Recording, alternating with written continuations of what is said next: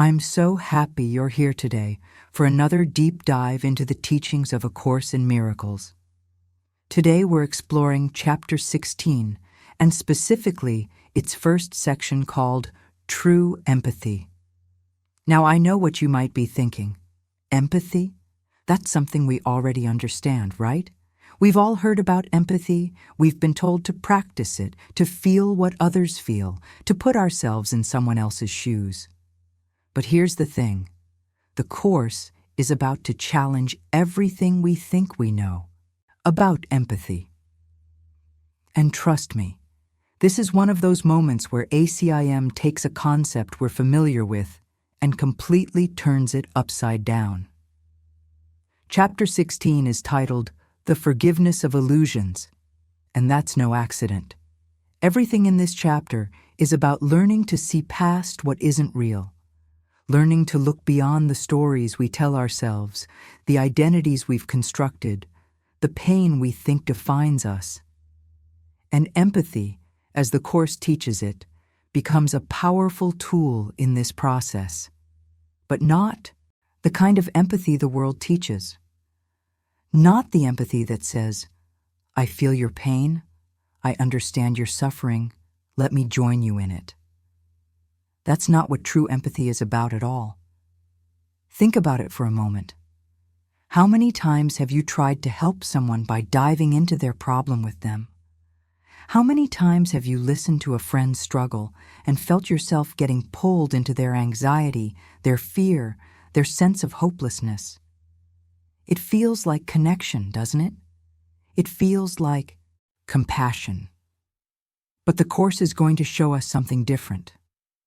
It's going to show us that what we call empathy is often just another form of agreement with illusion. It's another way of saying, yes, this nightmare is real. Yes, you should be afraid. Yes, we're all separate, all vulnerable, all at the mercy of a world that can hurt us. True empathy, as the Holy Spirit teaches it, is something entirely different. It's a recognition. It's a way of seeing that looks past the surface story, past the drama, past the pain, and recognizes something unchangeable underneath. It's a way of being with someone that doesn't validate their illusions, but doesn't judge them either. It's a presence that says, without words, I see what you think is happening, but I also see what's really true about you, and what's really true can never be touched by any of this. This is radical.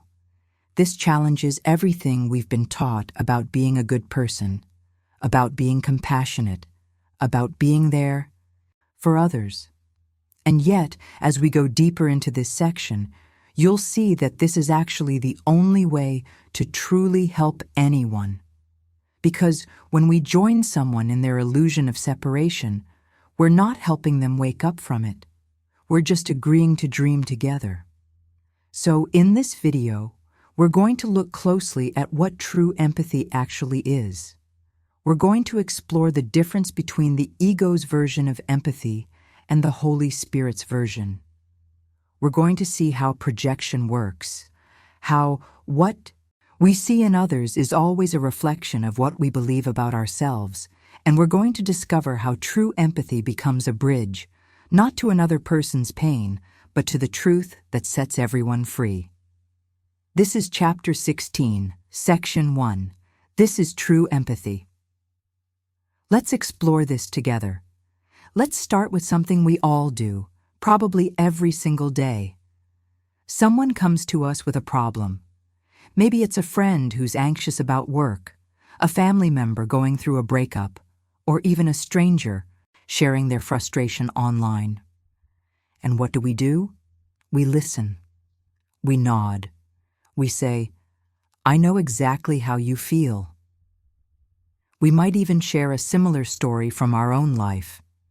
We think we're being empathetic. We think we're being compassionate. But here's what the Course wants us to understand. There are two completely different types of empathy, and only one of them actually helps. The first type is what we might call the ego's empathy. This is the empathy we're most familiar with. It's when we look at someone's situation and we feel what they're feeling. We see their pain and we feel pain. We see their fear and we feel fear. We see their sense of being attacked or abandoned or misunderstood, and something in us resonates with that. We think this is connection. We think this is love. But what's really happening? We're agreeing with their interpretation of reality. We're saying, yes, you're right to feel this way. Yes, the world is threatening. Yes, you are a victim of circumstances beyond your control. The ego's empathy always reinforces separation. It says, you and I are both separate individuals, both vulnerable to a world that can hurt us, both at the mercy of forces we can't control. It feels intimate, doesn't it? It feels like bonding, but it's actually a shared agreement to stay asleep. It's two people validating each other's nightmares. Now, here's where it gets interesting. The Course introduces us to a completely different kind of empathy.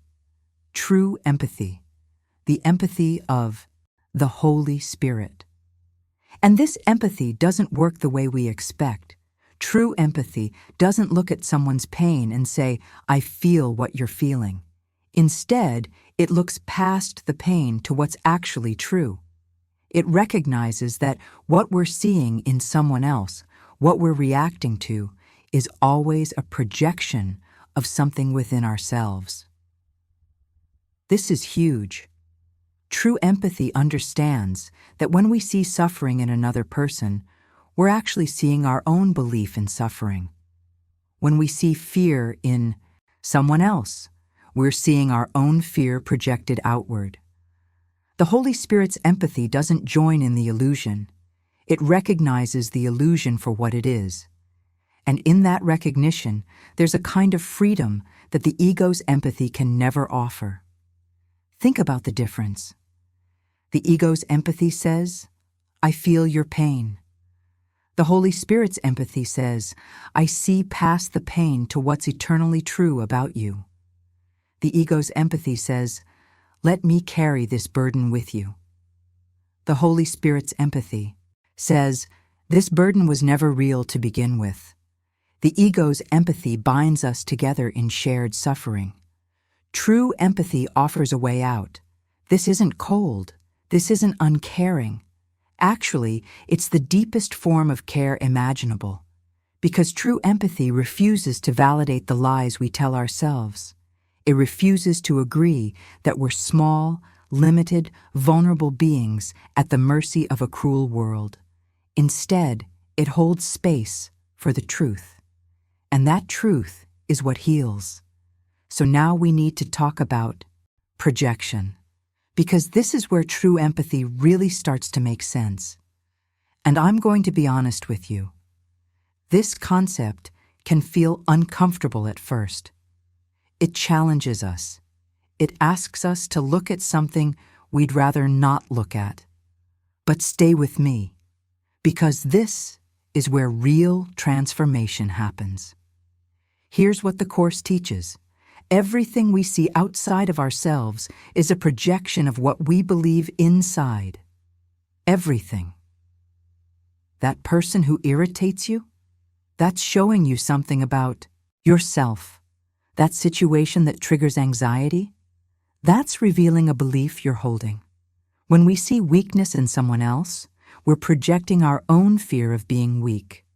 When we see attack, we're projecting our own guilt. The world we see is literally a mirror, reflecting back to us the contents of our own mind. Now, this is where true empathy becomes powerful, because when we understand projection, empathy transforms from feeling what others feel into something much deeper. It becomes a recognition. It becomes a moment of awakening.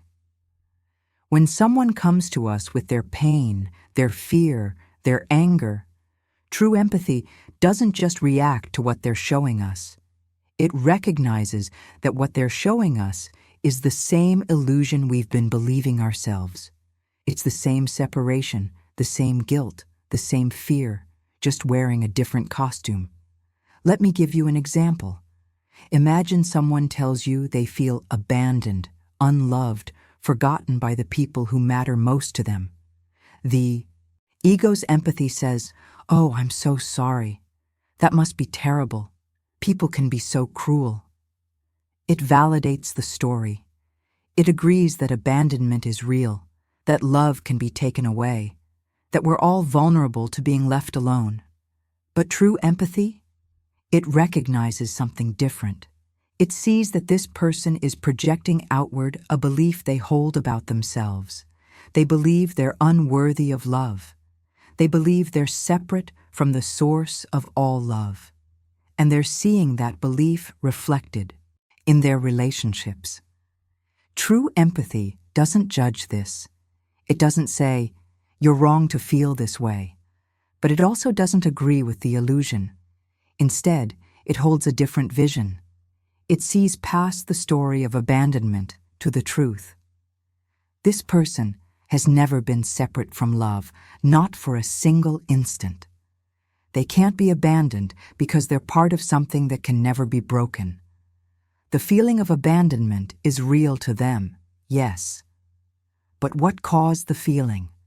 Not the actions of others. The belief in separation, the projection of their own sense of unworthiness. This is what makes true empathy such a powerful tool for undoing the belief in separation. Because every time we practice it, we're choosing not to validate the illusion. We're choosing not to agree that we're all separate beings who can hurt each other, abandon each other, fail each other. We're choosing to see something else, something true. And here's the beautiful part. When we see past someone else's projection, we're also seeing past our own. When we refuse to believe in their separation, we're refusing to believe in ours. When we recognize that what they're showing us is just a reflection of the same ego belief system we all share, we're loosening its grip on our own mind. True empathy heals both the one who offers it and the one who receives it. Not because it makes the pain go away instantly, but because it refuses to make the pain real. This is how projection becomes a teaching tool instead of a prison. This is how empathy becomes a path to freedom. So we've seen the two types of empathy, and we've understood how projection works. Now let's talk about what happens when we actually choose true empathy in our relationships. Because this is where theory becomes practice. This is where everything shifts. The ego's version of empathy creates what the Course calls special relationships. And special relationships are based on a very specific dynamic. I see you as separate from me, you see me as separate from you, and we come together to try to fill the gaps, to ease the loneliness, to make the separation more bearable. We bond over shared pain. We connect through mutual suffering. We validate each other's fears and limitations. And we call this love. We call this friendship. We call this being there for each other. But here's what's really happening. Special relationships, even when they feel warm and caring, are actually keeping us trapped in the illusion of separation. Because they're based on the premise that we're incomplete, that we need something from each other, that we're vulnerable and small and in need of protection from a dangerous world. The ego's empathy reinforces this. Every time we agree with someone's pain, every time we validate their perception of attack, every time we say, "Yes, you're right to feel this way," we're making separation more real for both of us. True empathy offers something completely different. It offers what the Course calls a holy relationship. And a holy relationship isn't holy because it's perfect or because there's no conflict. It's holy because it has a different purpose. Instead of using the relationship to reinforce separation, we use it to remember union. Instead of bonding over shared illusions, we support each other in waking up from them. When we practice true empathy, we're no longer trying to fix someone's pain or make it go away. We're not joining them in their nightmare, but we're also not dismissing their experience or telling them their feelings don't matter. We're doing something much more subtle and much more powerful. We're holding a different vision. We're seeing them as whole, even when they can't see it themselves.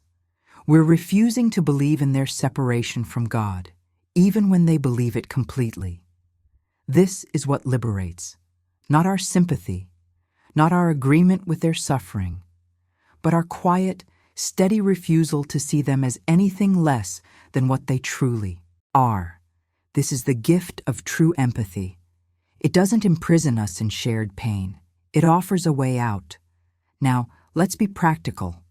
How do we actually do this? How do we choose the Holy Spirit's interpretation instead of the ego's? It starts with a simple recognition. When someone comes to us with their pain, we have a choice. We can interpret what they're showing us through the ego's lens, which says, "This pain is real. This attack happened. This person is a victim, and I should feel what they're feeling." Or we can ask the Holy Spirit for a different interpretation. We can pause and think, what would it mean to see this differently? What would it mean to see past the form of this suffering to the content underneath? The Holy Spirit's interpretation always points to the same truth. This person is not what they think they are. They're not limited, not vulnerable, not separate from love. What they're experiencing is the result of believing in separation, and that belief can be undone. True empathy sees this, and in seeing it, it becomes a bridge to healing. This is the transition from special to holy. This is how empathy becomes a tool for awakening instead of a chain that binds us to illusion. So here we are, at the end of our exploration of true empathy, and I hope something has shifted for you. I hope you're seeing empathy in a completely different light now. Because what we've discovered today is that the empathy we've been taught, the empathy the world celebrates, is actually keeping us trapped. It's keeping us locked in a shared dream of separation, pain, and vulnerability. And true empathy, the empathy the Holy Spirit teaches, offers us a way out. Let's remember what we've covered. We started by recognizing that there are two types of empathy. The ego's empathy, which joins in suffering and validates illusion, and the Holy Spirit's empathy, which sees past the pain to what's eternally true. We explored how projection works, how everything we see outside ourselves is a reflection of what we believe inside, and how true empathy recognizes this and refuses to make the projection real. And finally, we looked at how choosing true empathy transforms our relationships from special to holy, from bonds of shared suffering to bridges toward awakening. This isn't easy. I'm not going to pretend it is. Everything in our culture tells us that good people feel what others feel, that compassion means joining in someone's pain, that empathy requires us to validate whatever story someone is telling. And the Course is asking us to do something radically different. It's asking us to love people enough to not agree with their nightmares. It's asking us to care so deeply that we refuse to see them as small, limited, vulnerable beings. It's asking us to hold a vision of wholeness even when everything in the situation seems to be screaming separation. But this is the practice. This is how we forgive illusions. Not by pretending they don't hurt, not by bypassing genuine feelings, but by choosing to see past the form to the content. By recognizing that what looks like pain is always the result of believing in separation, and that belief can be undone. So I invite you to practice this. The next time someone comes to you with their struggle, their fear, their sense of being attacked or abandoned or misunderstood, pause, just for a moment, and ask yourself, what would true empathy see here? What would it mean to see this person as whole, as loved, as eternally connected to Source, even while they're experiencing what they're experiencing? You don't have to have all the answers. You don't have to say the perfect thing. Just hold that vision. Just refuse, quietly, gently, to make their separation real. This is how we heal. This is how we wake up. Together. Thank you so much for being here today, for taking this journey with me through Chapter 16, Section 1 of A Course in Miracles. If this video resonated with you, if something shifted, if you're seeing empathy differently now, please let me know by hitting that like button. It really helps this content reach more people who are ready for these teachings.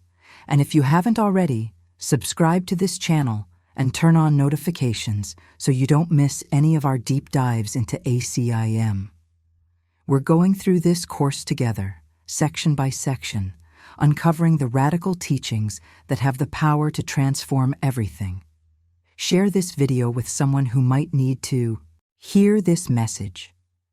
Share it with someone who's struggling, someone who's searching, someone who's ready to see the world differently. These teachings are meant to be shared. Drop a comment below and tell me, how do you practice true empathy in your life? What challenges come up for you? Let's continue this conversation together. Until next time, remember, you are not what you think you are. You are so much more. And true empathy is how we remember that, for ourselves and for everyone. See you in the next video.